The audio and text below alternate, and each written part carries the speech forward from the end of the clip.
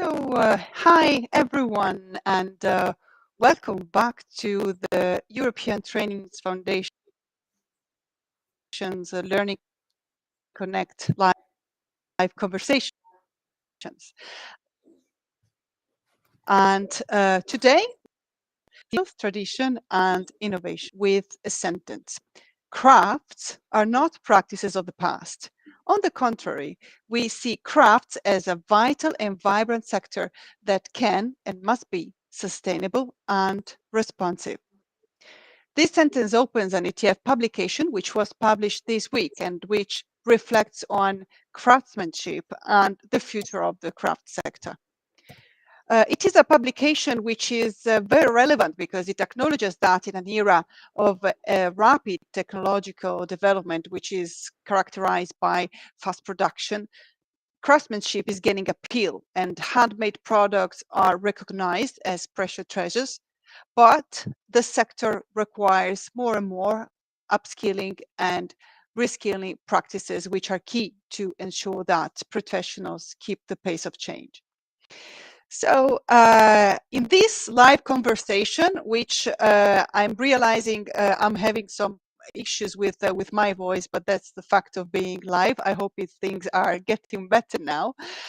Just drop a line in the chat if you cannot hear me well, wherever you are. We will explore the future of skills in the craft sector and share inspirational practices. And to do so, I have some amazing guests today, which I, with no hesitation, welcome to the conversation. So first, welcome to Louise Allen, Director of Creative Future Academies. So welcome, Louise. Thanks for being with us. Oh, I'm delighted to be here. Thanks, Daria. I'm looking forward to our conversation very much. Thanks a lot. And thanks a lot also to Anna Shanshashvili, Executive Director for the Georgian Heritage Craft Association. Welcome, Anna. Thank you so much for inviting us to speak on from Georgian side. Thank you very much, Anna. And thanks a lot also to Floriana Folisi, Human Capital Development Expert at the European Training Foundation. Welcome, Floriana. Thank you, Daria. Thank you to you all. I'm really pleased to be part of this amazing panel. Thanks a lot. I'm glad to be part of this amazing panel as well, just as a facilitator. I'm Daria Santucci, and I'm an ETF communication specialist, and I'll be hosting this discussion. As you might know, because you are following us, we are live on Facebook, on LinkedIn, on YouTube, and on X. And you are most welcome to engage with us by sharing your comments in the respective chats, and do not hesitate to ask questions. Let us know what you think, and also to raise your hand and let us know where you are following from. It would be a pleasure to have you with us in the next hour. But let's go straight to the discussion, because I'm curious to hear what our guests have to say, starting with Louise from the Creative Futures Academy, which I learned is a new approach to higher education. Can you please explain to our followers what it means for the craft sector, and also as the Academy's director, how you imagine integrating innovation into traditional craft practices? Over to you, Louise. Sure. So I'll just give a brief introduction to Creative Futures Academy. It's a partnership between 3 higher education institutions based in Dublin, Ireland. They are the National College of Art and Design, the Institute of Art Design and Technology in Dún Laoghaire, and University College Dublin. And I suppose what's very special about the partnership is that each of these 3 higher education institutes have, I suppose, different complementary academic expertise all across, I suppose, the creative and cultural sector. So it encompasses not only applied arts and crafts, but a very broad range, including immersive technology, digital technologies, film, broadcasting, performance, stage and screen, literature. So it's very, very broad. What the Academy itself is trying to do is to harness that expertise and offer a new form of education that is much more accessible to people who have very busy working lives and lifestyles and families. And it's giving the learner much more control over their own learning journey. So, for example, we offer a wide range of modular courses that are credited, and the range of credits goes from 5 credits up to 90 credits. People might be familiar with a traditional degree that you would undertake that could take anything from 3 to 4 years. Creative Futures Academy allows you to undertake different types of training that suit and fit in with your lifestyle. I suppose the other things that we're very much looking at is we'll all be aware of the very rapid transformation in our lives and to creative practice through the use of digital skills and technologies. So again, we're offering bespoke courses in how we can integrate and apply those within a wide range of practice.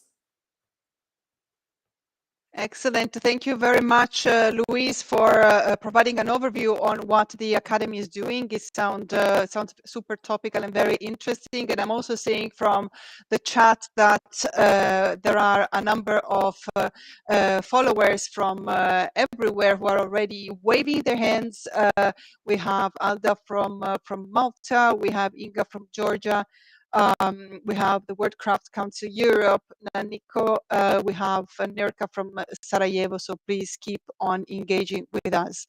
Now, we have a follower from Georgia I've just seen, and we also have Anna representing the Georgian Heritage Craft Association today as the executive director. From your perspective, from the perspective of your country and of your region, in what ways you believe that traditional crafts can be leveraged to create future economic opportunities? Anna. I'll also start with some introduction about Georgian Heritage Craft Association, which is a non-profit organization. It's uniting approximately 300 artisans across the country. And one of the main goals for us is to preserve and maintain the traditions and skills of crafts in Georgia. But on the other hand, this can only be done through kind of embracing the innovation and promoting new adaptations to certain lifestyle, which is always changing. So in this era of globalization, where we are,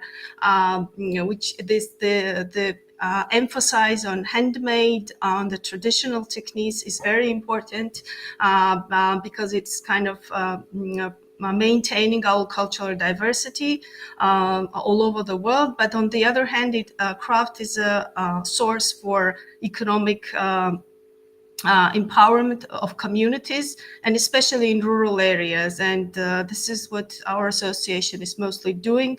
We are supporting product development. We are supporting introduction of new functional categories, which are necessary to be competitive on the market. We also support development of craft-related services and demonstrations, which are very popular at the moment. And this is how we are trying to preserve the traditions on one hand, but on the other hand, it's important to encourage young generation. So this transmission of skills is very important, both on a formal and informal level, and we are working on both levels. It's on informal level apprenticeships, but on the other hand, we are closely working with vocational education system in Georgia, and it's a kind of a new step for us as well. And I think we'll be talking about this during the day. Yes, absolutely, Anna. We will be discussing about this and also come back to some of the very relevant points that you have just mentioned, starting from engaging youth.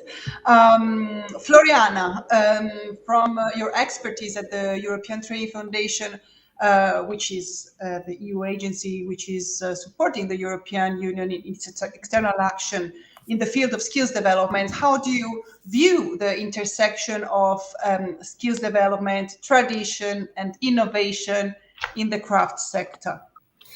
Well, thank you, Daria, for introducing the European Training Foundation. That takes me straight to your question, actually. This is an intersection that, of course, is a complex and a dynamic one, and it reflects the evolving nature of craft practices in this globalized world. We know very well, and you too, that skills development is at the heart of our mandate as the European Training Foundation. And here, in the context of crafts, artisans must constantly learn and adapt to new tools, technologies, and market trends. And these include computer literacy, technology-related skills, but also creativity, design, knowledge of materials. And these skills enable artisans to create unique and high-quality products that appeal to modern consumers while preserving the traditional craftsmanship. It is essential in terms of skills development that artisans remain competitive and relevant in the modern market. And so consumer preferences are evolving, we know it very well, and it's important then that artisans adapt their skills to meet the changing demands. For example, the rise of sustainable and eco-friendly product has led to a growing interest in crafts that are made from locally sourced materials. So artisans that work with those materials, local materials, and incorporate sustainable practice in their work have a competitive advantage. Now, at the same time, if we look at tradition, well, they remain a crucial and vital aspect of craft sectors because they provide a sense of heritage, of identity, and of authenticity. Many artisans draw inspiration from traditional techniques, materials, and designs, which adds authenticity and value to their work. Now, innovation, on the other hand, drives the craft sector forward, and it opens up to new opportunities for artisans to reach a wider audience, to explore new markets, and also to create innovative products. I mean, it's enough to think about of all the new e-commerce platform that we all know and the social media impact that the impact of social media also in these sectors. But those tools has allowed also artisans to showcase and sell their product globally. So in conclusion, these intersections of skills development, tradition, and innovation requires artisans to embrace new skills and technology while staying true to their cultural heritage. So this way, artisans can continue to contribute to the growth and the sustainability of the craft sector. Back to you, Daria. Thank you. Thank you very much, Floriana, for flagging some aspects which are also at the core of the publication, which is also one of the reasons why we're gathering today. And I kindly invite my colleagues who are amazingly managing the chats on the various social media platforms to please share the link, because everyone who is following us can access the publication, have a look at it, and engage with us in this conversation now live or even at a later stage. Before I go back to a second round of questions, and I invite you all to please submit your questions and comments, I'd like to say hello and thank you to those who are following us, including Maria Pina from London, Eva from Austria, Vesna from Belgrade, Naniko and Marina from Georgia, and many more. I see that the numbers are growing, and we thank you very much. And it's great to see that the topic is very much relevant to all of you, as it is for us. The second round of questions has a very special approach, which is true or false.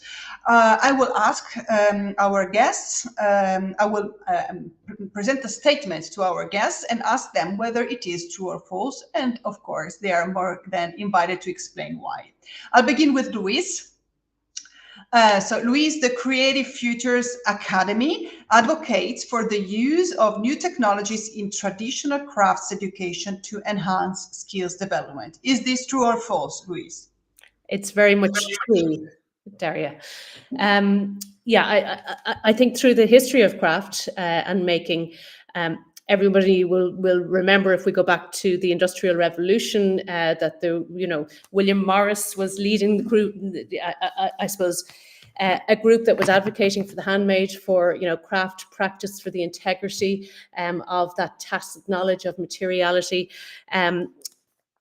However, I suppose there were certain tools as part of that process that really helped to advance craft practice. At this stage, in the digital age, I suppose we're experiencing a similar type of revolution or renaissance within the practice.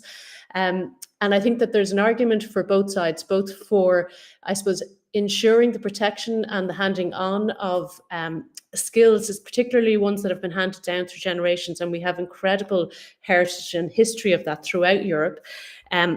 But also looking at the ways in which digital technology can aid craftspeople to develop new forms, to develop new ideas, to become increasingly complex in the type of work that they can produce, in investigating new materials that may be available, in, I suppose, being at the vanguard and the forefront of promoting sustainability, local production, which is extremely important in this age of climate urgency.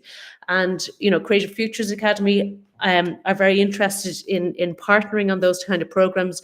We did run a program, for example, with the World Crafts Council Europe and Matterfad in Barcelona around new materials called Neo Materia. And that was really, I suppose, enlightening in terms of the type of materials that surround us in our everyday life, that are now being made into clothing and into various different items that perhaps we used to just discard ordinarily. So I think it's a very important area for, I suppose, the dual role of tradition and innovation to come together. And yeah, I'm looking forward to seeing more of the product that comes from that, and the types of training, I suppose, that are needed in order to advance that going forward. Thank you very much, Louise. And now the provocative statement goes to Anna. The Georgian Heritage Craft Association focuses on promoting artisan vocations through career guidance programs. Is this true or false, Anna? Yes, it's true, and we are at the moment working closely with a skill agency in Georgia to develop new qualifications, or to adapt the existing qualifications which are on the system of vocational education at the moment.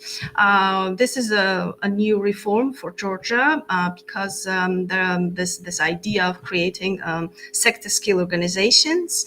And this is now, at the moment, we are working together with other similar associations, subsectoral associations, let's say, to bring them together and to create the map of the existing craft workshops across the country, which could be in one way or another included in the system of dual education or work-based education in vocational education system, which we think would be a very important step forward to go from the informal level up to the state level. And this would encourage young generation and also the practical part, which will be already in the workshops. That would be very important part for the future employment, for example. And so this is how we see the development of skills, in a sense that we are happy to have the diversity of different associations which are united under this artisan sector skill organization, Georgia, which actually unites association which works for clay, the woodworkers,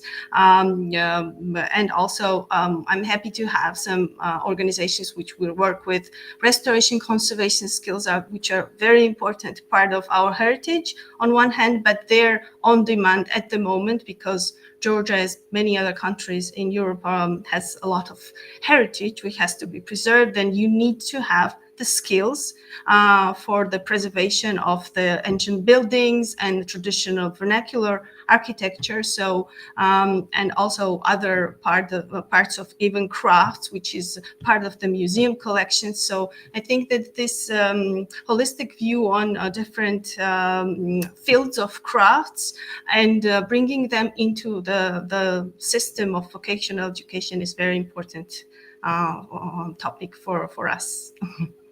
Thank you. Thank you very much, Anna, for bringing the perspective of Georgia. And Floriana, now the true or false section is all yours. So the publication, Crafting the Future, suggests that incorporating craft education into schools' curricula starting from the primary level is good to promote the appreciation of crafts among students. Is this true or false? I absolutely confirm it is absolutely true, but let me give justice to this sentence and also to the publication that we have the pleasure today to share with our audience that is online now on ETF website, because this is a sentence that comes through an experience. The journey we went through by realizing the publication has been a journey where we put common efforts together. And this is an effort that was made not only by the European Training Foundation, but it has been pursued in partnership together with the Michelangelo Foundation, with UNESCO, with UNIDO, and also with the Union for the Mediterranean. So this is just to set the ground a little bit for the publication and the sentence that comes from this publication. Now, during this journey, we also specifically emphasize and try to realize through a vision what were in fact a bit the emerging, let's say, priorities and what could have been done in order to meet those priorities, also in a timeline that goes from here up to a vision that entire decades ahead. This is to say that, for instance, one of this point was exactly what you mentioned, the fact that, in fact, it would be useful to incorporate craft education into school curricula from the primary level. And this approach, actually, it is proved from several benefits that have been considered. Let me mention to you just a few of them. But introducing craft education at an early stage helps preserve cultural heritage by familiarizing students with traditional technique, materials, and designs. Then craft education encourages creative thinking and problem solving as students explore different materials and techniques that bring their idea to life. Moreover, exposure to crafts at a young age can spark interest in potential career path in the field such as art, design, and artisanal craftsmanship.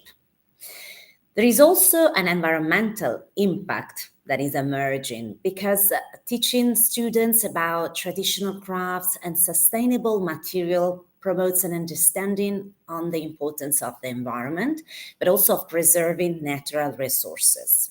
So there are several aspects, as you can see, that in fact motivate such a statement. And indeed, once again, I confirm you is true. And it's just one among the 25 recommendations that we have been visualizing together with all the partners in order to pursue a path that supports skills for craft for the future.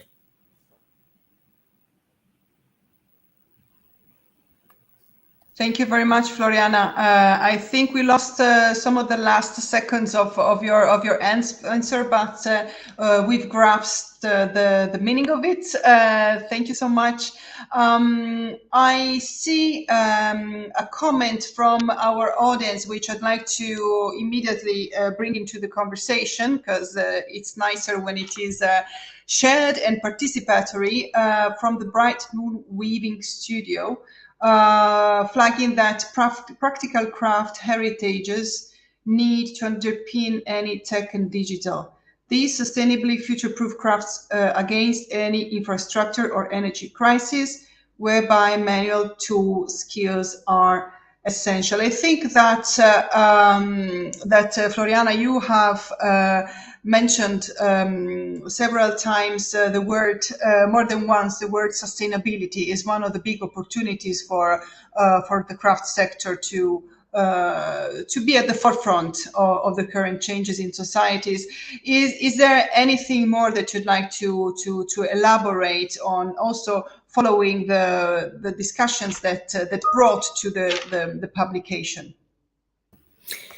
Well, Daria, indeed, I mean, we are facing a twin transition, right? So I think that the sector of craft is not exempt from the, let's say, from those two major topics. And we've been tapping on them through this exercise that is testified by the publication, where we talk not only about digital, and you saw and you heard me, especially through the first answer, about all the digital skills that in fact needs to be there and need to be available and acquainted and earned and learned by the artisans, but at the same time also this impact in terms of environment that I've been mentioning through this discussion we're having today, but also through the publication. We talk about that in terms of materials that are used. I just mentioned also the fact that it provides an added value due to the sensitivity of such a topic. It provides an added value when artisans are actually using and considering local materials to be used or recycled. There is a lot of arts that we went through during this journey that is actually produced through the recycling of other products. Fantastic outcomes are certainly testified through it.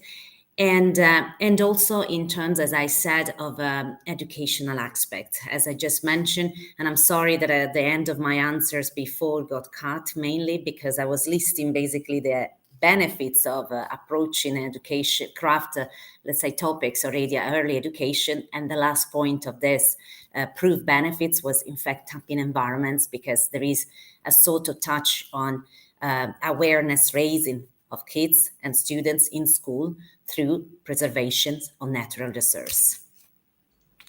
Thank you very much, Floriana. And I know that on this also, Louise from the Creative Futures Academy would like to flag a super interesting initiative, the Textile Circular Toolkit, Louise.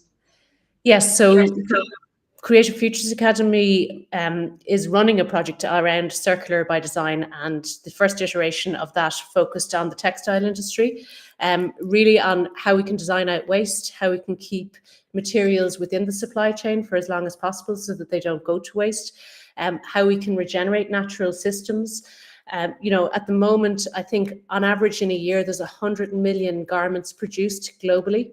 97% of those garments comes from virgin stock. So in other words, they're not recycled, repaired or reused. It's extremely important that we change the way that we do things. We change our habits, we change our consumption patterns. And having these kind of educational programs, this one in particular is focused at makers, people who are in either the fashion industry, in the weaving industry, in the woolen industries, linen, very much focused on them. There are other programs where we're looking at mindset and attitude change in terms of our consumer patterns and behaviours. All of these areas, I suppose, are exploratory areas for Creative Futures Academy.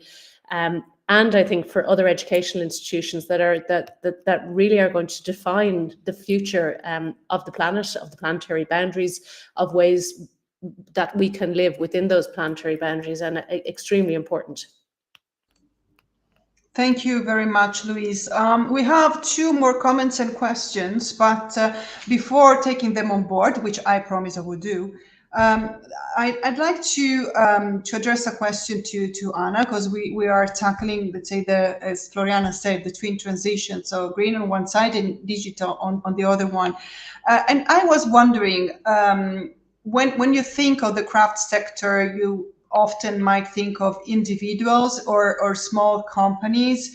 How is digital helping out various actors of the craft sector to connect and elaborate together joint solutions? You used the word holistic before. Do you see a positive impact on this in connecting the voices and finding solutions which work for all? Yes, sure. The idea of the association as a unity in such is also lies on this uniting the voice and bringing people together to discuss the issues. Of course, it's very important to connect all these people together. Of course, digital transformation is helping us a lot in this, especially after COVID, which actually did this rapid transformation. It's much easier to connect all around Georgia. It's easier to connect people with people from rural areas, which sounded impossible before. So this is kind of a positive change which came after COVID, and of course looking for alternative ways of marketing and using digital tools and social media.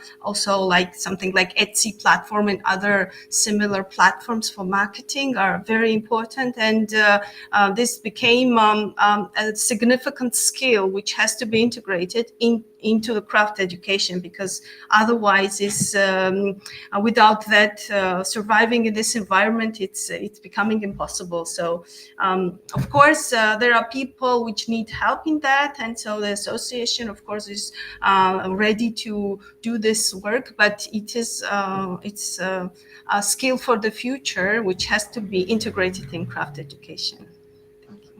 Thank you very much, Anna, also for spontaneously mentioning some of the keywords which we like to use at the ETF, like skills for the future, which is actually also the topic of our current communication campaign, which will last until the end of February. And we all invite you to engage.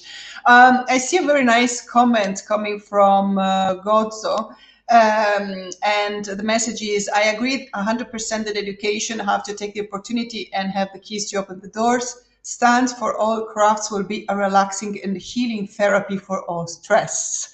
And we very much also welcome this part. There are a number of extraordinary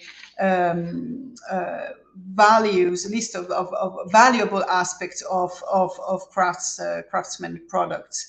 And then there is a question to Floriana by Maria Pina, reflecting on your point before, asking whether what you have mentioned is just an idea or a proposal from the Commission that will be implemented soon. Thank you, Daria. Yes, I will answer both of them, but first I just wanted to make an additional comment on the one made by Gozo. Because indeed, among the list of, let's say, additional points that should support the promotion of craft, even as a primary education level, there was the stress reduction and mental health well-being, because engaging in hands-on craft activity has been shown to reduce stress and promote relaxation. So we definitely go in the same line. Now, back on the question instead from Maria Pina, right, about the proposal from the European Community. Well, we are not writing legislation here. What we did through our initiative is to put together, let's say, to bring together and to share international practices from all these international organizations I've been mentioning you that have been working through this publication, tap on practices all around the world, bring around the table experts on the field, which has supported at least the identification of a vision and a way forward, basically, because this is what we did through an exercise which is called Foresights, that foreseen, in fact, a sort of vision in times through a long timeline that is up to you and us, in this case, to set, for then considering possible option to make things happening. Now, this is a beginning, Maria Pia. There are several actions, by the way, already ongoing in Brussels at the level of crafts and also at the level of twin transition, as mentioned before, which affect the craft sectors as well. So what we wanted to do is to provide, let's say, an impetus, okay, through expertise that actually offered a vision and practical solution to make this vision happening and making it feasible and possible. Now, the policy level, we really hope so that many of those insights will be picked up for the future and from the legal side. I hope it helps to answer your question. Thank you very much, Floriana, and also thanks a lot to all those who are following. Please keep on sharing questions. And now I'd like to go very concrete into asking each and every of you if you could share one, like pick one concrete example of an innovation which is occurring in the fields of craft, and which could be inspirational for those who are engaging in this conversation as regards how the sector is changing or could change in the future. Louise, the first example would be yours. I suppose I've been involved in the craft sector through many different initiatives in Ireland, through the Design and Crafts Council, and then through World Crafts Council Europe and World Crafts Council International. I think what's very encouraging at the moment is I suppose the advances we see, and organisations such as the European Training Foundation, along with the Michelangelo Foundation, who are developing initiatives such as Homo Faber, which really raises and amplifies the value of I suppose, high-level excellence in craftsmanship and the preservation of that. You also have initiatives such as the Loewe Craft Prize, which again is giving an international platform to the importance of craft, and that's very encouraging. I suppose maybe what people, practitioners might be less aware of is the level and volume of supports that do exist, both internationally. So I know World Crafts Council Europe have a host of programs that offer training that are accessible to anybody who is working in the craft sector across Europe. There are also opportunities to exhibit, to attend various talks and conferences. So I suppose what needs to happen really is the amplification of that and the coordination of that, so that people who are actually working and practicing in the sector are more aware of, I suppose, the very high level of opportunities that they might be able to avail of. Thank you very much, Louise. And I also think that what you just said is already by default answering to another question which we have received by Andrea, asking what initiatives you consider essential for fostering enthusiasm for crafts among younger generations beyond traditional educational settings. So this kind of international prizes, opportunities for training, which are, let's say, adding an extra level of potential generation of interest in the younger generations. Anna, up to you on one concrete example of an innovation occurring in the craft sector. Yeah, I'll just like to comment on the last question. I think let's say the recognition is one of the key elements, which is fostering, encouraging young people to get engaged with crafts, and it's kind of our job to raise the status of craftspeople and create different award systems, and so they feel themselves recognized, and this is also helping young generation to see that this work is prestigious, because we have been talking about this issue of craft skills and vocational education as something opposing to higher education or something like this. So this is an important topic to raise the value and recognize the master craftspeople. So and all these international exhibitions, the organizations which Louise mentioned are very important, playing a very important role in that. For the innovation, I would say that the recent trends which I would like to see are emphasize are also connected with kind of post-COVID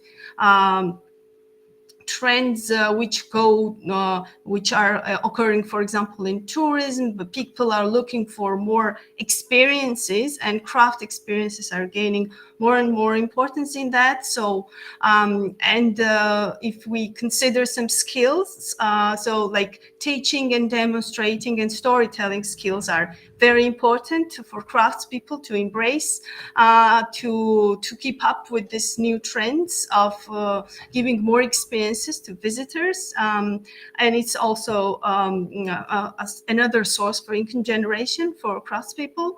And also, I would like to say that heritage-based innovation, which goes back to the authentic heritage and nature as an inspiration, is also very important topic.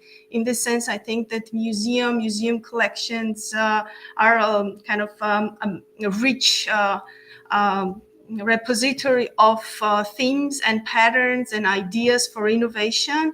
And for our experience, it's also very easy to convince local communities to get engaged in innovation when it's somehow based on their authentic traditions. So, on the other hand, when we talk about sustainability, there are a lot of practices which are very sustainable from the past. So it's also important to raise the awareness about these existing intangible cultural heritage elements, which are connected with preserving the forest resources or natural dyes, which have been practiced in Georgia, for example, and they are somehow lost. So it is important to emphasize this bridge between past and future. Thank you, Anna, very much. Before giving the floor to Floriana, I'd just like to take on board a question by Alda from Gozo, which also my colleagues have already responded in the chat, who is asking whether this live will remain online and accessible. Answer is yes. This video will remain recorded and accessible on all the ETF's social media platforms. So feel free to have a look at it one more time, or to share it further if you think it's relevant to some of your contacts. We will be delighted about that. Now it's Floriana's turn to share with us an example of an innovation which is occurring in the field of crafts. Floriana. Well, Daria, I think actually our friends here, Anna and Louise, were the best to share practices, because really they do work on a daily basis in the field, and they are our champions in bringing up practices and identify those cases. We try to identify some of those practices also through our publication, and I will feel a bit unfair just to pick one and not paying tribute to all the others.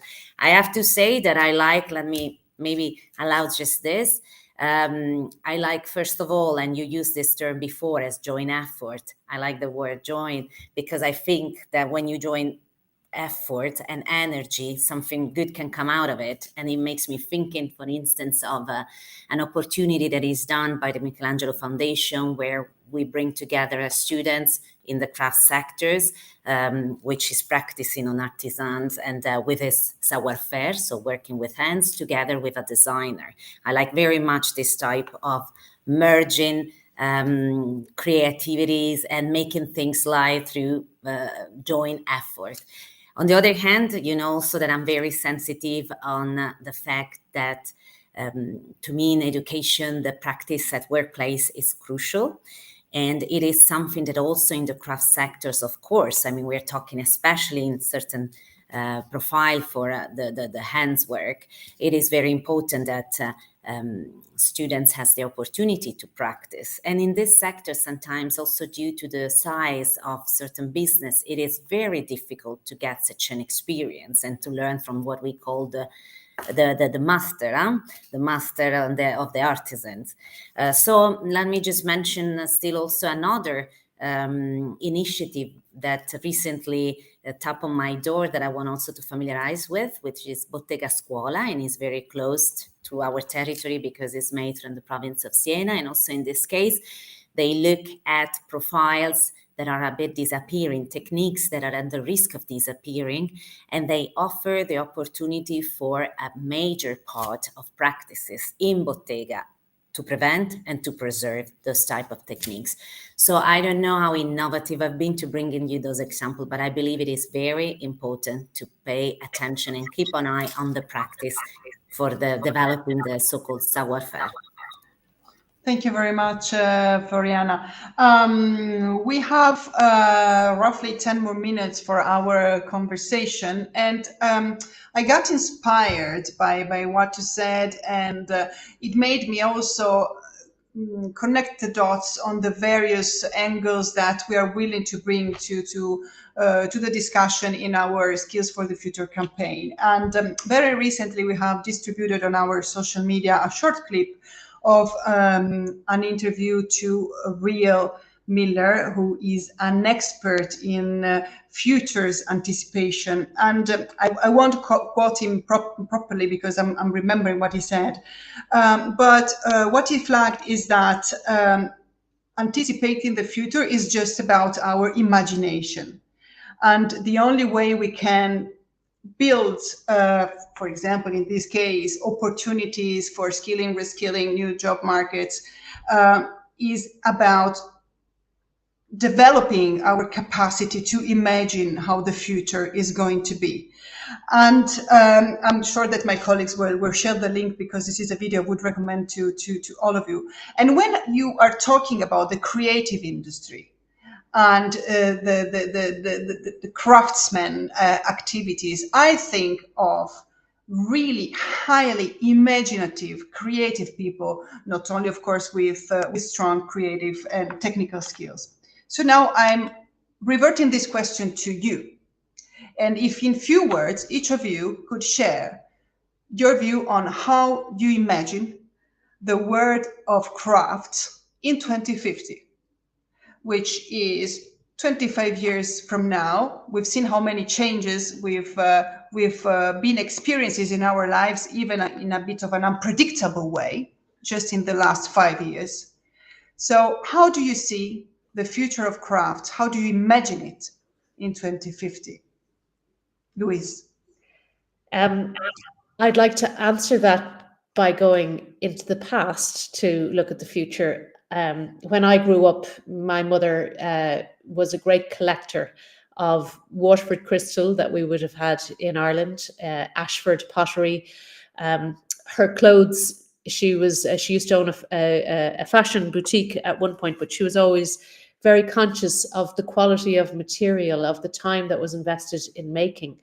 I think that, I suppose, my vision for 2050 is that we see a seismic behavioral and attitudinal change, that we see people who are very, very conscious of the value of the materials that we have on the planet that support us, that clothe us, the utensils, the vessels, that we have a much higher and greater appreciation of beauty, that we have come to a place where we have learned to slow the very rapid pace of our lives. I think there's maybe a value in the idea of a slow craft movement, in the way that we've had a slow food movement. But I would very much, I suppose, have hope that in the imagining of our new and future world, it's a degrowth imagining. It's not more and more and more. It's less that provides more, because I think that's the only future we can really have or conceive of. Thank you very much, Louise. I'd like to live very much in the future that you imagined. We'll see. Anna, how would you imagine the future of crafts in 2050? Yes, we've been discussing this with ETF on our meeting in Italy, and yes, it's. I think that on one hand, the digital transformation, which is very rapid, is somehow questioning the future of crafts. But on the other hand, I think that the more we get digitalized, the more value craft will get in the future, because it it cannot be replicated by the digital tools. So it's the value of handmade will grow in the future. This is my perspective on on the future of crafts. Thank you very much, Anna. And how about you, Floriana? How do you imagine the crafts world in 25 years? Well, I also agree with Anna that I think the unicity will be really an aspect to give added value to it. The fact that there are certain things, certain techniques that can't be maybe replicated as such. But still, I see a cross-disciplinary collaboration, meaning I think that the boundary between different craft disciplines will become more and more blurry. There will be more collaboration, more innovation in this sense. For example, artisans from different disciplines might collaborate to create an hybrid products in general that combine some elements of traditional craft with some modern technologies. So it will become more and more a need, let's say, to have this cross-disciplinary collaboration, I believe. But I mean, 2050 is in a long time, so let's see. Thank you very much. I see that Alda from Gozo is commenting that the world would be very bad and in full crisis without the crafts. So we need more crafts for a better world, a world which in 2050 we, out of this conversation, imagine as a place which values the material side and appreciates beauty, ideally with a slow craft movement, with a degrowth approach, with more value of handmade in a growing digital environment, putting the spotlight on unicity and merging and breaking a bit the barriers of the various specificities of artisans joining forces and building new, incredible, unique products together. I thank you very much for having been with us in this enlightening conversation. And I invite all of you to go to the ETF's website and download the newly launched publication, Crafting the Future. It also includes 25 recommendations that you are more than welcome to have a look at and comment on and engage with us. As my colleague Floriana was mentioning earlier on, this is a joint exercise to which other very important organizations have contributed, the Michelangelo Foundation, the Union for the Mediterranean, UNIDO, and UNESCO. And so thanks a lot to the guests of this conversation. Louise Allen, Director of the Creative Futures Academy. Thank you for having been with us, Louise. Thank you. At the end, I get my mute wrong, but thank you very much. It's been a great conversation. And thank you. Thanks a lot. Thanks a lot also to Anna Shanshashvili, Executive Director of the Georgian Heritage Craft Association. Thank you, Anna. Thank you. Thank you. It was a pleasure. And thanks a lot to Floriana Fulisi, Human Capital Development Expert at the European Training Foundation. Thank you, Daria. Thank you all. Always a pleasure to tap on the craft sector's discussion. I'd like also to thank my colleagues, Alessandra, Dominique, and Iris, who've been helping behind the scenes for making this happen. Thanks a lot. And thanks a lot to all of you who have been engaging with us. Please share this video and follow us on all social media channels. And we'd love to engage with you in the future. Thanks a lot and wishing you a lovely continuation of